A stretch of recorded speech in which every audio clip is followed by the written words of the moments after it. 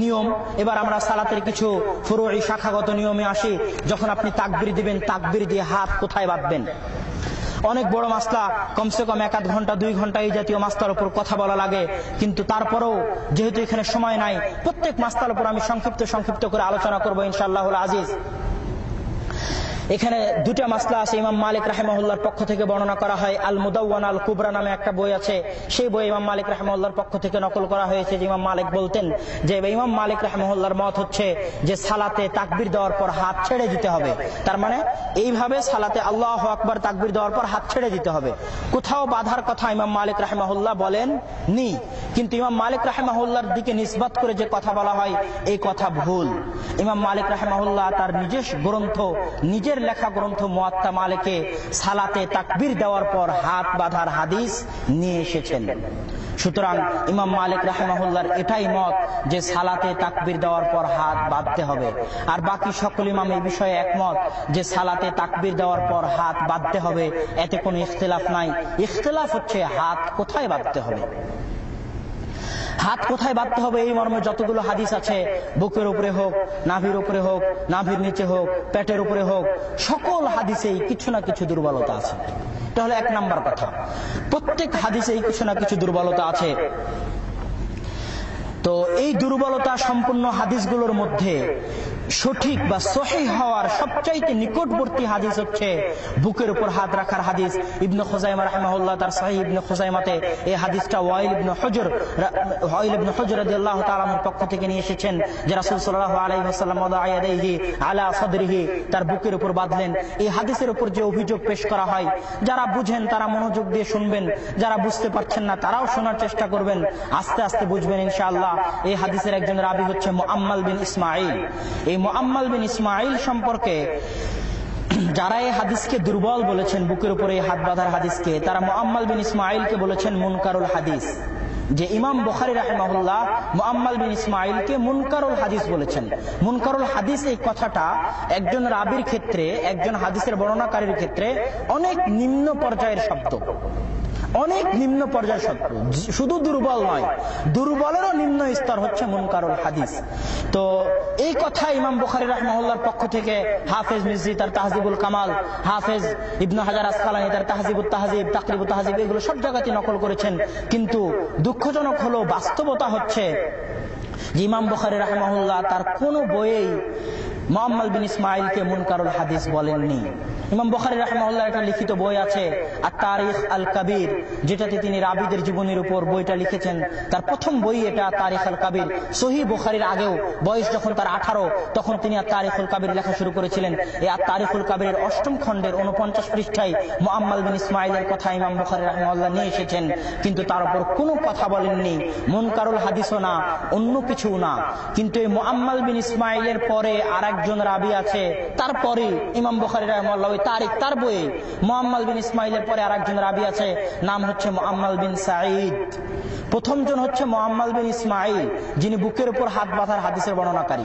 এনার ব্যাপারে ইমাম বুখারী তার তারিখুল কাবীরে কিছু বলেননি। তারপরের রাবী হচ্ছে মুআম্মাল বিন সাঈদ, তার ব্যাপারে ইমাম বুখারী রাহিমাহুল্লাহ বলছেন মুনকারুল হাদিস। কিন্তু আশ্চর্যজনক হলো সত্য যে হাফেজ মিজরি যখন তার তাহজিবুল কামালে এই কথাগুলো নকল করছেন, তখন যেই রাবীর উপর ইমাম বুখারী মুনকারুল হাদিস বলেছেন, ওই রাবীর ক্ষেত্রে তাহজিবুল কামালে কোনো কিছু বলা নাই।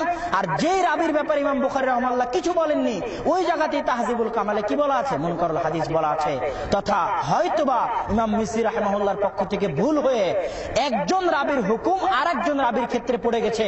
কেননা দুইজনেরই নাম মুআম্মাল, একজনের বাপ ইসমাঈল, মুআম্মাল বিন ইসমাঈল, যিনি হচ্ছেন বুকের উপর হাত বাঁধার হাদিসের বর্ণনাকারী, আর আরেকজন হচ্ছেন মুআম্মাল বিন সাঈদ। মুআম্মাল বিন ইসমাঈলকে অনেকেই, অর্থাৎ বুকের উপর হাত বাঁধার হাদিসের রাবীকে অনেকেই শক্তিশালী বলেছেন। ইহয়া ইবনে মুঈন তাকে শক্তিশালী বলেছেন।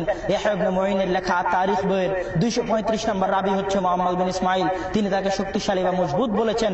ইমাম আবু দাউদ রাহিমাহুল্লাহকে তার ছাত্র আজুররি একবার মুআম্মাল বিন ইসমাঈল সম্পর্কে জিজ্ঞেস করেছিল, তখন তিনি তার অনেক প্রশংসা করেছিলেন। ওরাফা আমিন শানিহি, অনেক প্রশংসা করেছিলেন আবু দাউদ রাহিমাহুল্লাহ। এরকম মুআম্মাল বিন ইসমাঈলের প্রতি অনেক শক্তিশালীকরণের পক্ষে মুহাদ্দিসিনদের পক্ষ থেকে বক্তব্য আছে। এই জন্য মুআম্মাল বিন ইসমাইলকে ইমাম বুখারীর পক্ষ থেকে মুনকারুল হাদিস নকল করার মাধ্যমে বুকের উপর হাত বাঁধার হাদিসকে জয়ীফ বলার কথাটা শুদ্ধ নয়। এই হাদিসে দুর্বলতা আছে। সেই দুর্বলতাটা হচ্ছে এই হাদিসের রাবি সুফিয়ান সাউরি রাহিমাহুল্লাহ অনেক বড় মুহাদ্দিস হওয়ার পরও তিনি হাদিসে তাদলিস করতেন, মুদাল্লিস ছিলেন। আর যখন কোন মুদাল্লিস রাবি আন শব্দের মাধ্যমে হাদিস বর্ণনা করে তখন তার হাদিস গ্রহণ করা হয় না। এই হাদিসে এই ছোট্ট দুর্বলতা আছে, কিন্তু মুনকারুল হাদিস বলার মাধ্যমে হাদিসকে পূর্ণ দুর্বল করে দেওয়া এটা সঠিক নয়। এই হাদিসকে সামনে রেখে মুহাম্মদ নাসিরউদ্দিন আলবানী রাহিমাহুল্লাহ আরো দুইটা হাদিসকে জমা করেছেন। একটা হচ্ছে তাউস রাহিমাহুল্লাহর পক্ষ থেকে মুরসাল সহিহ হাদিস, আর আরেকটা হচ্ছে আসিম বিন কুলাইবের রিওয়ায়াতে বর্ণিত হাদিস, ওটাও সম্ভবত ওয়াইল বিন হুজুর থেকে। এগুলো সকল হাদিসকে জমা করে নাসিরউদ্দিন আলবানী রাহিমাহুল্লাহ বলছেন যে বুকের উপর হাত রাখার হাদিস হাসান বলা যায়, সহিহ বলা যায়, বুকের উপর হাত রাখায় বিশুদ্ধ। আর নাভির নিচে হাত রাখার বিষয়ে যে হাদিসগুলো আছে এগুলো একেবারেই দুর্বল। নাভির নিচে হাত বাঁধার হাদিসের অধিকাংশ হাদিসগুলোর রাবি হচ্ছে আব্দুর রহমান বিন ইসহাক আল ওয়াসিতি, যার সম্পর্কে কোনো মুহাদ্দিসই পাওয়া যায় না যে তাকে শক্তিশালী বলেছে। সকল মুহাদ্দিস তাকে দুর্বল বলেছেন। আবু হাতিম রাহিমাহুল্লাহ বলছেন লা ইউহতাজ্জু বিহি ওয়া হুয়া মুনকারুল হাদিস, তার জারাহ এবং তাআদিলের ৫ম খণ্ডের ২১৩ নম্বর পৃষ্ঠা। ইবনে মাঈন রাহিমাহুল্লাহ বলছেন লাইসা বিশাইইন, লাইসা বিশাইইন মানে কিছুই নয়, আর কোনো গুরুত্বই নাই। ইবনে মাঈন রাহিমাহুল্লাহ যখন এই শব্দ ব্যবহার করেন লাইসা বিশাইইন, তখন এর দ্বারা অনেক নিম্ন পর্যায়ের, একজন রাবির জন্য অনেক নিম্ন পর্যায়ের গুণ হচ্ছে লাইসা বিশাইইন, যে এই রাবি কিছুই নয়। তো হাদিস আপনার ওই যে নাভির নিচে হাত বাঁধার হাদিসের অধিকাংশগুলোরই রাবি হচ্ছে আব্দুর রহমান ইবনে ইসহাক আল ওয়াসিতি। নাভির নিচে হাত বাঁধার হাদিসগুলো একেবারেই দুর্বল। এখন আমরা কিছুক্ষণের জন্য নাভির নিচে হাত বাঁধা এবং বুকের উপর হাত বাঁধার হাদিস থেকে বের হয়ে আসি। হাত বাঁধার বিষয়ে সবচাইতে বিশুদ্ধ দুটো হাদিস, হাত বাঁধার বিষয়ে সবচাইতে বিশুদ্ধ দুটো হাদিস বুখারীর হাদিস। বুখারীতে একটা হাদিস আছে, ইমাম বুখারী রাহিমাহুল্লাহ নকল করছেন ৭৪০ নম্বর হাদিস, যে রাসূল সাল্লাল্লাহু আলাইহি ওয়াসাল্লাম তার ডান হাতকে তার বাম হাতের বাহুর উপরে রাখলেন, জিরায়ের উপরে রাখলেন, বাহুর উপরে। আর এই হাদিসের ব্যাখ্যা আবু দাউদে সহিহ সূত্রে, নাসাইতে ৮৯০ নম্বর হাদিস এবং আবু দাউদেও আছে। সেখানে বলা আছে যে রাসূল সাল্লাল্লাহু আলাইহি ওয়াসাল্লাম তার ডান হাতকে রাখলেন আলা যাহরি কাফফিহি, তার কবজির উপর, ওয়া রুসগিহি ওয়া সাইদিহি, সাইদ হচ্ছে এই কোন এবং কবজির মাঝামাঝি জায়গার উপর। তো যখন আপনি আপনার হাতকে কবজির উপর, কবজির হাড়ের উপর এবং কোন আর কবজির মাঝামাঝি জায়গার উপর রাখবেন, তখন হাতটা যেই জায়গায় আসে অটোমেটিক, এটাই মূলত হাত বাঁধার সবচাইতে সঠিক পদ্ধতি। হাদিসের সবচাইতে এবং সহিহ হাদিস, বিন্দুমাত্র সন্দেহ নাই, বুখারীর হাদিস, যেই জায়গায় আসবে আপনার হাত অটোমেটিক ওই জায়গাতেই আপনি হাত বাঁধবেন, এটাই বিশুদ্ধ এবং এটাই রাসূল সাল্লাল্লাহু আলাইহি ওয়াসাল্লামের পক্ষ থেকে প্রমাণিত সুন্নাত। আল্লাহ সুবহানাহু ওয়া তাআলা আমাদেরকে এটার প্রতি আমল করার তৌফিক দান করুক।